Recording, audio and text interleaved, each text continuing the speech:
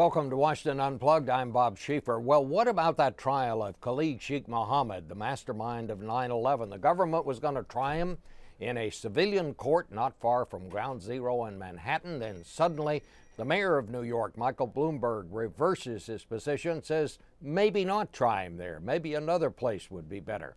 The White House tells the Justice Department, check it out. Maybe someplace else would be better. We're going to talk about that with Geneve Mantri from Amnesty International, Jan Crawford, our CBS News legal correspondent, and David Sanger of the New York Times. Geneve, I'm going to just ask you first. Why does Amnesty International think it's important that he be tried in a civilian court? I think one of the most important things is that what we're really facing is a war of ideas. And what we need to show is both the American people and the world that the threat that we face is really not going to be won by bombs and bullets. It's really going to be won by the values we have and the laws we have. And the best place to explain that is right here. It's right at the scene of Ground Zero. Jan Crawford, your credentials on being against torture and things like that are pretty good. You were the one who did that very important story of revealing that members of the Bush cabinet actually met in the White House and signed off on what kind of interrogation should be needed. It led to congressional hearings. But I also know that you have some real concerns about these civilian trials and trying these people in civilian courts. What's the other side of Well, I think what we've seen from some of the critics of this proposal is that it's a little late in the game to start bringing these guys to New York for a federal criminal trial. It'd be one thing if you started this out, from the beginning, but after being held in Guantanamo now for 7 years, no access to a lawyer, waterboarded nearly 100 times, there's going to be a whole panoply of constitutional procedural arguments that they're going to be able to make. They're going to be in a federal criminal trial, just like a drug dealer who kills somebody in a street corner would. So they're going to have motions for outrageous government misconduct that they can file, Speedy Trial Act motions. And so the danger is, if the judge doesn't grant that, it waters down the system of protections for every American. It perverts, in some ways, our system of justice. Now, the Attorney General has taken the position that failure is not an option, that these cases must be won. So at some level you think, well, okay, is this a show trial or is this a real trial? Because at the end of the day, even if you give these guys all of these procedural protections and a judge does decide, look, this is outrageous and we're going to have to dismiss them, the Attorney General and the White House is taking a position that even if they're acquitted, they're going to hold them indefinitely. So at some level, that whole idea of indefinite detention after these trials take place, I think make the critics say, why are we doing this? Well, What's isn't the that a point pretty of it? good point, Geneve? Because basically it's what old Judge Roy Bean in Law West of the Pecos used to be. Give them a good trial and then hang them. Isn't that what the government's saying here? I'm afraid that the climate that we've created has pretty much done those things. I think the sad thing is that we really need to make up our minds. Are we going to fight terror with law and order and values, or are we going to try and have a domestic political debate? And unfortunately what we have is a domestic political debate which is infusing every single rational aspect of this conversation.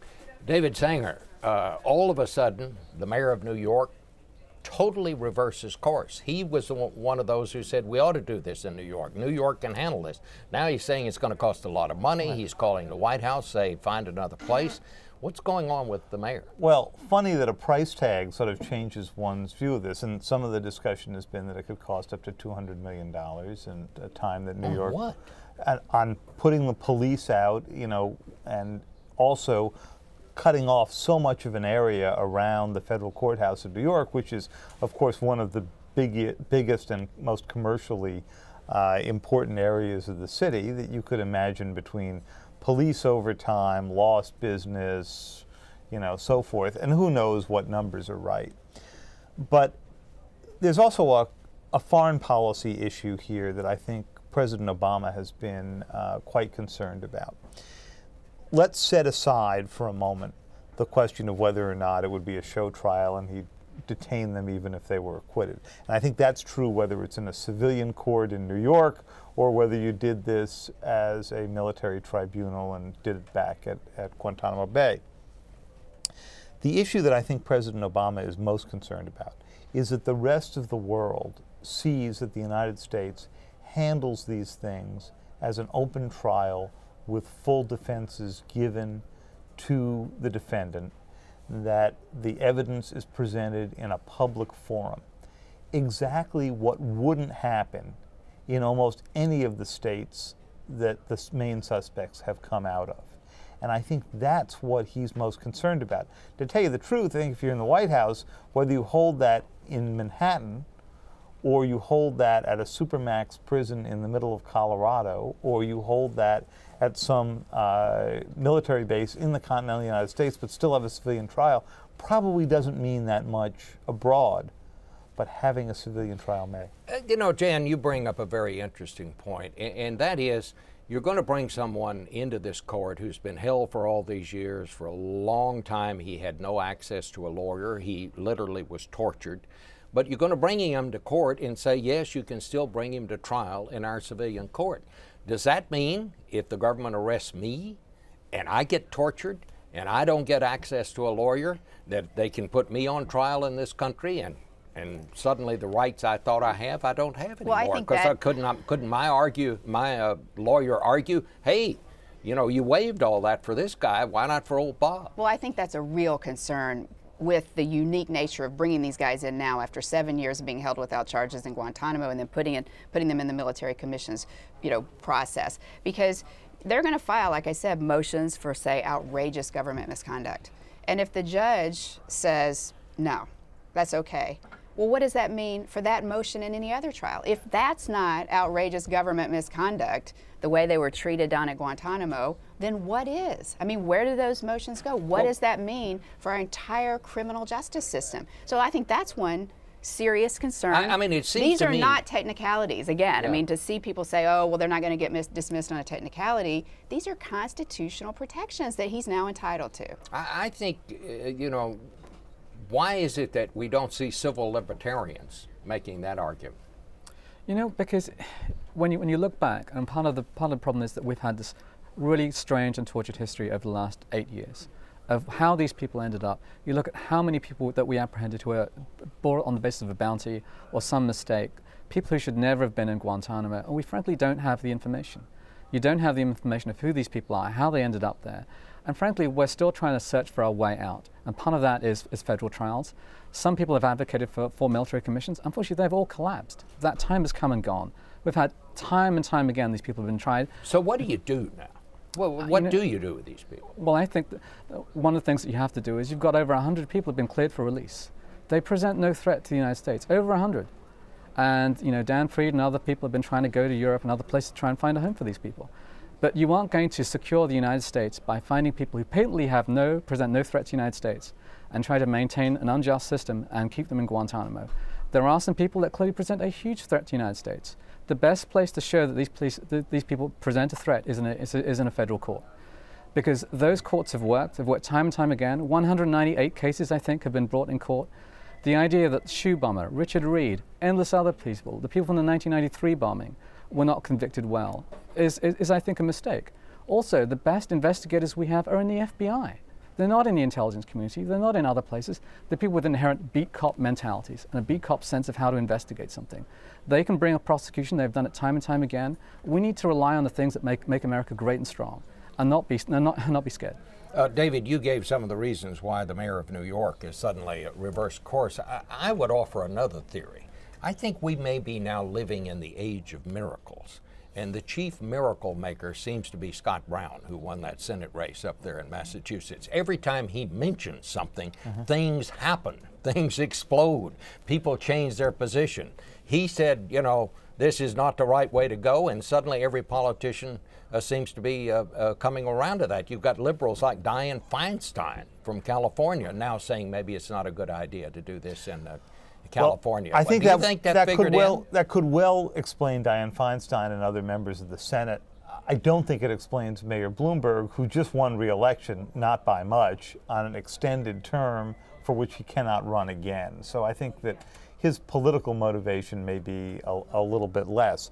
At the same time, look, holding this in New York City, the city that is a major target for al-Qaeda, the city that they've tried to attack twice, with varying degrees of success between 1993 and then 2001, is in some ways waving the red flag. And you could imagine how, if you moved it to a more secure facility in the middle of the country, but still had a civilian trial, you might accomplish satisfying the problem that Mayor Bloomberg is addressing and satisfying the problem that we've been discussing here. Let me ask all three of you quickly. Does anybody at this table think that Guantanamo is going to be closed anytime soon? I don't think it's going to be closed soon, but I do think it will, that the detention facility over time will be closed. Some of the bigger problems they're running into, in addition to the issue of where to put the 100, is that there are a bunch of Yemenis sitting there who nobody wants to send back to Yemen right now under these conditions. So, you know, I think it could stretch out for years. No. Jan? No. I don't think Congress, I mean, one thing that Congress does well is read polls. And so I don't think Congress is going to give the money to the White House to get these guys back up here in a federal prison somewhere, say in Illinois. I've seen no evidence that the president is going to spend, you know, whatever political capital he's got left to hammer Congress and say, you know, you've got to bring these guys here to Illinois prison. You know, so the president at the end of the day can just say, I tried, Congress has spoken, let's move on to health care. Geneve? I think the sad part is that Guantanamo is a system. It's part of a system of keeping people without any legal overview. And if we just move them to Illinois or to another place, Gitmo's not going to close. It's really just going to move. And I think the saddest part is Gitmo has been a recruiting tool for Al-Qaeda all around the world. And we know that. And all we're doing is keeping those flames alive. Before we stop, I want to talk to David just a little bit about his book, The Inheritance, which came out last year. And basically what this is was a list of the things on the foreign policy front that the president was going to face in his first year in office. Well, he's been there for a year now. Right. You have done an update for the paperback version of this. Do you give him any kind of grade, or how do you judge this first year on foreign policy for the president? Bob, what I say in the new edition is that he managed to change the tone of American foreign policy. You go around the world today and you don't hear that innate anger at the United States in Europe, in parts of the Middle East, his outreach to the Muslim world, the Cairo speech, even his willingness to engage Iran, even though it was not successful, I think has won a change of view. What it has not accomplished is change the behavior of either our allies or our adversaries. Our allies are still very reluctant to give additional troops in Afghanistan. Iran, as I said, basically rejected the engagement effort and is now forcing President Obama into this sanctions position. The North Koreans were immune to Mr. Obama's many charms.